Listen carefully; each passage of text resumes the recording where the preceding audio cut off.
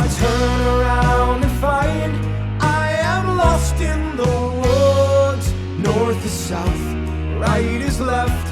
When you're gone, if you can go inside a character's head, there's freedom to do a lot, because our imaginations are pretty insane. So I think all of us. So I think by going into Kristoff's head, it gave us permission to push it, as you said. And we did that with Olaf in Summer. We went in his head, and I love the idea that this sort of more stoic mountain man who has struggles to communicate his feelings.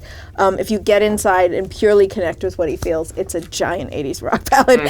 It's the best kind of love songs out there. So, in our opinion, we grew up on them. So I think I just loved that you could attach to a reference that we all have felt, and we can relate to, but also realize that it's his imagination, so we could go there. With Lost in the Woods, you know, we had certain moments when it was storyboarded. It was like cartwheeling through the woods. We're like, okay, that's a little. So we do know, even though it's funny. Though. Yeah, that's true. It's very funny. Sometimes you have to go too far to know where that line is, and then pull it back. Always have we even pushed the theatrical lighting of that. Far beyond where it started. It was much more subtle, and we're like, more purple, just because you really wanted to feel like you had permission to step away from reality. Is this the day? Are you the way? I finally find out why. Show yourself and no longer trembling. Show yourself. She's connecting with something so ethereal, and their memories and stuff. We actually lit quite bright and powerful and real and very visceral, but very optimistic. And I think to do that same thing where this is a very internal song that is becoming external. We want the external world around her to reflect the joy she's feeling while she's inside this very powerful glacier.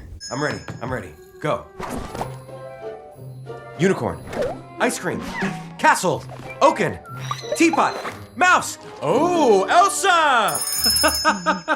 I love the movie's kind of willingness to laugh at itself too, and what it's become in this big cultural phenomenon. Where did that come from? I guess even in the writing process too. Well, that was that was one of those things where we were kind of going, you know, because we love Let It Go, but it was more from the idea of like, Let It Go is a rebellion song, like that teen moment where you just go, I'm going to wear this, and I'm going to do this, and no one's going to tell me. But it was really flawed because she was up alone in isolation in an ice palace. And so there was a flawed piece to it, but you celebrate that moment that you really are finally daring in life to do that. But then her Into the Unknown and then Show Yourself are actually maturing in evolution. So by the time Elsa sees Let It Go, if you see yourself in your bad hair in the 80s, is kind of for us, as a teenager, and you go, oh God, I'm so not there anymore. So I loved that she could kind of go, I'm not in Let It Go world anymore. I'm in Show Yourself world now.